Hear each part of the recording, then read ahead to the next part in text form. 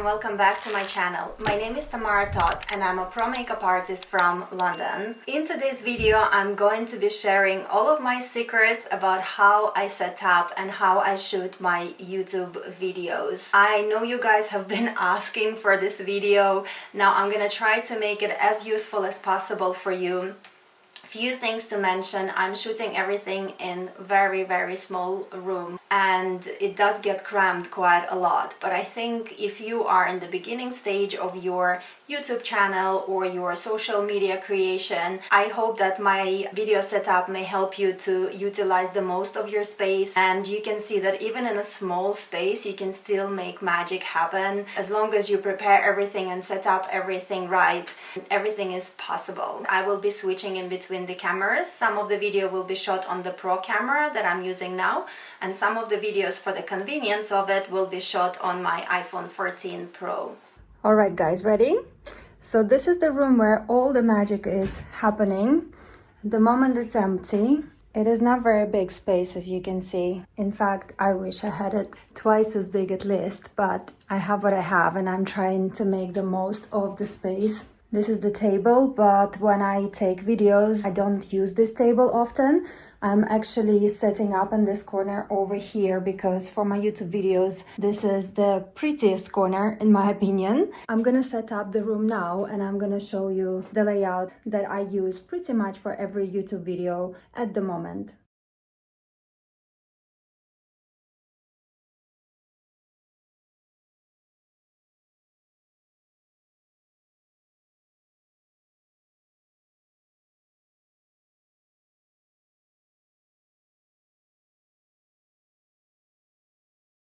So this is my corner setup and I'm pretty sure all of you are interested to see the equipment I shoot my videos with. So I'm gonna go through this now. I'm using a few different stands. Everything is purchased on Amazon or eBay. Nothing is extremely expensive and honestly you don't really need expensive stuff when you're just beginning. This is my new lighting. This one is newer, CB100.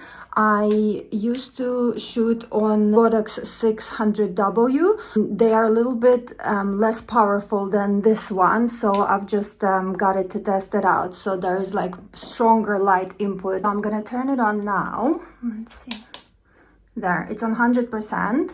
Nice and bright. Yes, and the umbrella I'm shooting is actually quite a small umbrella. It works for me now just because you can see that the layout in the room is pretty crammed already, and that's just me shooting. So there is no model in the studio and there is nothing out, like no makeup, no hair. Once everything is out, it just gets really crammed in here, but it is what it is and I'm just making it work. Okay guys, so this is my area from the front. You can see the camera, the monitor and the light.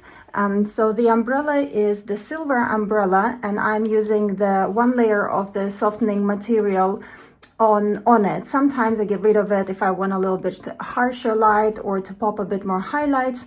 Sometimes when I shoot I put the reflector around here, but honestly what I find is that when I'm recording YouTube video and I'm doing my makeup on this table, it just gets covered with makeup and my reflector doesn't quite sit perfectly, so I don't know if it's doing much, but from time to time I'm changing and doing different layouts just to see if the result is different. This is my front view. I set up the monitor in front of me or sometimes to the side, just depends whichever way is easier for me that day. The camera is right in front of me. Sometimes I use the lighting right in front of me. Sometimes I'm using the lighting as a 45-degree angle, and then when I use a reflector in here, so it kind of creates that beautiful clamshell lighting. If you do your research on light, you will know what I mean. This screen is also from Amazon. It's a Free World 4K HDMI on camera monitor. I think this is the name for it. I will try to find all of the links to everything I use if I can. If I can't, I'm sorry. The camera I'm using, this is a hybrid camera. Actually, let me get this off the stand for you. The camera I'm using to shoot my photos and videos is Sony A7 III. So A7 III, I think it's called. This is primarily photographic camera. It's like a hybrid, so you can also use it for video shooting.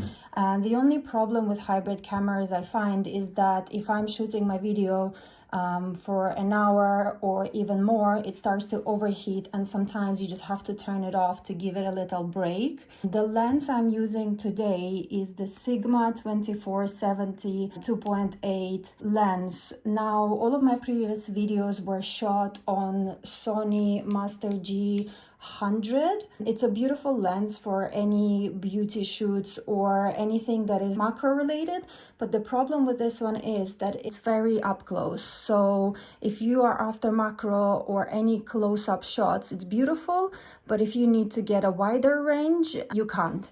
Another piece of equipment I wanted to mention is the microphone. This microphone also was purchased on Amazon, connects onto my camera and then connects onto me.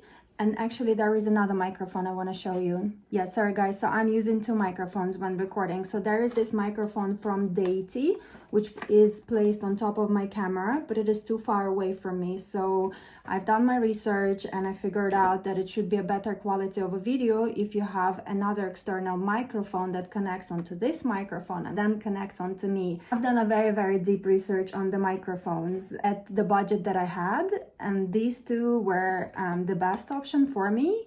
Once I forgot to turn on the microphones, and then halfway through the video I've turned on the microphone, and when I was editing video together, I swear to God, I did not hear any difference. So I hope they both are working. I hope if anybody is listening to the videos on like a better sound system or anything, it does make a difference. But honestly, to me, even just using my camera microphone, it was not that much difference. I don't know.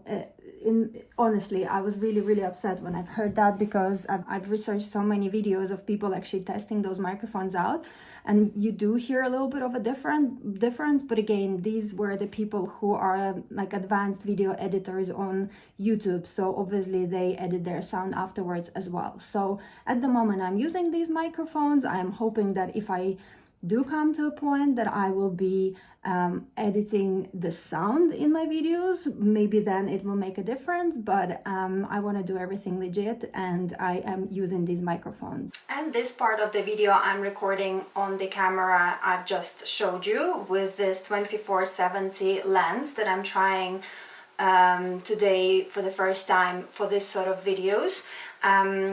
I don't have microphone attached, so you can hear me pretty well anyway.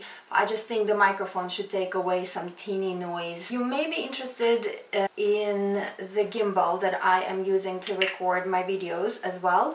This one is DJI-4, I believe, gimbal, that I also got off Amazon. It's very handy because you can place it on the table like this, and then if I'm recording on my screen, on my iPhone, I can see what I'm doing, which is brilliant. It's also quite handy if I'm recording a model, for example, on my iPhone, and then I want to make like a really nice video kind of movements with it. It's also quite cool.